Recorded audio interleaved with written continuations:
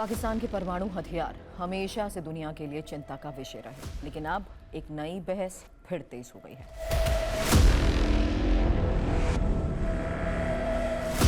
क्या पाकिस्तान का nuclear Arsenal पहले से ज्यादा असुरक्षित हो रहा है?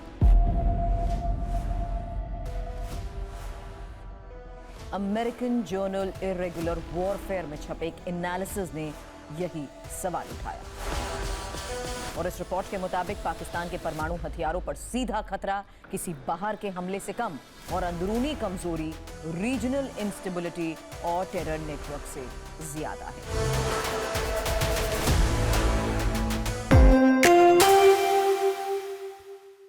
नमस्कार, आपके साथ मैं हूं सुरभि शर्मा और आप देख रहे हैं TV9 डिजिटल। अब सबसे पहले जानिए डर किस बात का है, क्योंकि मुद्दा सिर्फ ये नहीं है कि पाकिस्तान के पास परमाणु बॉम्ब है। मुद्दा ये है कि उन हथियारों तक पहुंचने वाली पूरी सिक्योरिटी चेन कितनी मजबूत है। अगर सिस्टम में कहीं भी चूक हो गई, चाहे वो इनसाइडर हो, टेक्नीशियन हो, ट्रांसपोर्ट हो या कमांड स्ट्रक्चर, रिस्क बहुत बड़ा हो जाता है। इसलिए सवाल ये, why the situation is changing. Report का यही सबसे बड़ा पॉइंट है, हालात स्थिर नहीं है। अफगानिस्तान में तालिबान की वापसी के बाद रीजन में कई मिलिटेंट ग्रुप्स को फिर से स्पेस मिली है। ये वो माहौल है जिसमें अल-कायदा जैसे नेटवर्क, उनके सहयोगी ग्रुप्स फिर से एक्टिव होने की कोशिश कर सकते हैं। और अगर पाकिस्तान की वेस्टर्न बॉर्डर पर प्रेशर बढ़ता है तो न्यूक्लियर सिक्योरिटी के लिए भी चिंता बढ़ती है। इसमें अफगानिस्तान फैक्टर बहुत मायने रखता है, क्योंकि इसी अफगानिस्तान फैक्टर को हल्के में नहीं लिया जा सकता। जब सीमा के दूसरी तरफ इंस्टेबिलिटी बढ़ती है, असर सीधे पाकिस्तान की सिक्योरिटी पर पड़ता है। और रिपोर्ट का तर्क है कि अल-कायदा और उससे जुड़े ग्रुप्स को सेफ हेवन मिलने से थ्रेट एनवायरनमेंट बदलता है। इसका मतलब ये नहीं है कि वो सीधे बॉम्ब उठा लेंगे, लेकिन इससे infiltration, coordination, recruitment, logistical support का रिस्क बढ़ सकता है।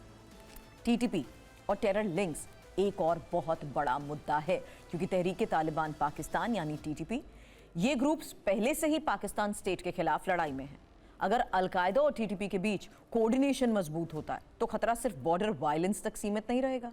ऐसी सिचुएशन में intelligence failure, local support network और इनसाइडर सिंपैथी जैसी प्रॉब्लम सीरियस बन सकती हैं। इसीलिए इनसाइडर्स सबसे ज्यादा बड़ा खतरा माने जा सकते हैं। असल खतरा सिर्फ बाहर के आतंकी हमले से नहीं है, बल्कि अंदर के लोगों से हो सकता है। न्यूक्लियर सिस्टम में technicians, officers, drivers, guard, support staff की भूमिका बहुत अहम होती है। और अगर इनमें से कोई व्यक्ति करप्ट हो, कॉम्प्रोमाइज्ड हो या एक्सट्रीमिस्ट नेटवर्क से जुड़ जाए तो पूरा सिक्योरिटी स्ट्रक्चर कमजोर पड़ सकता है। और यही वजह है कि एक्सपर्ट्स अक्सर इनसाइडर थ्रेट का सबसे खतरनाक रिस्क मानते हैं। पाकिस्तान इतना वल्नरेबल क्यों हो चुका है? क्योंकि पाकिस्तान का न्यूक्लियर आर्सेनल बड़ा है, मोबाइल है, अलग अलग जगहों पर रखा जाता है। सुनने में डेवलपमेंट फ्लेक्सिबिलिटी लगती है, लेकिन इसी से सिक्योरिटी बर्डन भी बढ़ता है। जितनी ज़्यादा मूवमेंट उतने ज़्यादा चेक पॉइंट्स, ट्रांसपोर्ट परमिशंस और ह्यूमन लेयर्स शामिल होंगे। और जितनी ज़्यादा ह्यूमन लेयर्स होंगी उतनी ज़्यादा गलती या बिट्रेयल की संभावना। अब एक और बड़ी बात, रिपोर्ट जिस बात पर खास जोर दे रही है वो है इंस्टीट्यूशनल वीकनेस। अगर सिस्टम में करप्शन है, अगर प्रोक्यूरमेंट पैक है, अगर अकाउंटेबिलिटी कमजोर है, सिक्योरिटी सिर्फ पेपर पर स्ट्रॉन्ग दिखती है। असल सुरक्षा तब होती है जब चेन ऑफ कमांड साफ हो, मॉनिटरिंग टाइट हो, इंटरनल वेटिंग सख्त हो, वरना किसी छोटी सी ब्रीच का भी असर बहुत बड़ा हो सकता है। और रिपोर्ट ये भी इशारा करती है कि अमेरिका ने पाकिस्तान के साथ सिक्योरिटी कोऑपरेशन सीमित किया है। इसका मतलब ये नहीं कि पाकिस्तान अकेला रह गया है, लेकिन एक्सटर्नल ओवरसाइट और टेक्निकल असिस्टेंस का स्तर पहले जैसा नहीं रहा। जब इंटरनेशनल एंगेजमेंट कम होती है तो ब्लाइंड स्पॉट्स बढ़ सकते हैं। न्यूक्लियर सिक्योरिटी जैसे सेंसिटिव क्षेत्र में ब्लाइंड स्पॉट सबसे बड़ा खतरा होते हैं। और सबसे बड़ा सवाल, इंपॉर्टेंट सवाल, क्या आतंकवादी सीधे परमाणु बॉम्ब पर कब्जा कर लेंगे? इसका सीधा और ईमानदार जवाब है, अभी ऐसा होना आसान नहीं है। न्यूक्लियर वेपन को हासिल करना, उसे सुरक्षित रखना और सबसे बड़ी बात, ये बहुत कॉम्प्लेक्स काम है। कंसर्न ये है, अगर इनसाइडर हेल्प, रीजनल क्योस और सिक्योरिटी फेलियर एक साथ आ जाए तो रिस्क अचानक बहुत बढ़ सकता है। सवाल ये है, रिपोर्ट क्या वार्न कर रही है? ये रिपोर्ट क्या कहती है? ये नहीं कहती कि कल ही किसी टेरर ग्रुप के हाथ में पूरा न्यूक्लियर बॉम्ब लग जाएगा। ये कहती है कि पाकिस्तान का न्यूक्लियर इन्वायरमेंट पहले से ज़्यादा वल्नरेबल हो रहा है और ख़तरा इन्हीं स्मॉल गैप से शुरू होता है।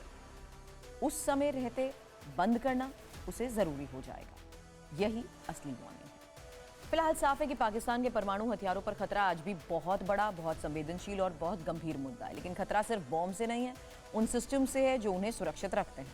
अफगानिस्तान की instability, TTP al Qaeda link, insider threat, corruption, weaker security cooperation, ये सब कुछ मिलकर चिंता बढ़ा रहे हैं। इसे सवाल ये नहीं है कि टेरर ग्रुप बॉम्ब उठा ही लेगा या नहीं, सवाल ये है कि सुरक्षा की दीवारों में कितनी दरारें हैं और उन्हें समय रहते भरा जा सकता भी है या नहीं। आपको क्या लगता है, पाकिस्तान के परमाणु हथियार क्या वाकई सुरक्षित हैं या अंदरूनी खतरा सबसे बड़ी चिंता? आपके हिसाब से पाकिस्तान का सबसे बड़ा न्यूक्लियर रिस्क क्या है? टेररिज्म, इनसाइडर थ्रेट या वीक सिक्योरिटी? और क्या आप मानते हैं कि रीजनल इंस्टेबिलिटी अब न्यूक्लियर सिक्योरिटी पर सीधा असर डाल रही है? अपनी राय हमें कमेंट में ज़रूर बताएं। वीडियो पसंद आया तो करें लाइक, साथ ही करें शेयर और चैनल को करें सब्सक्राइब।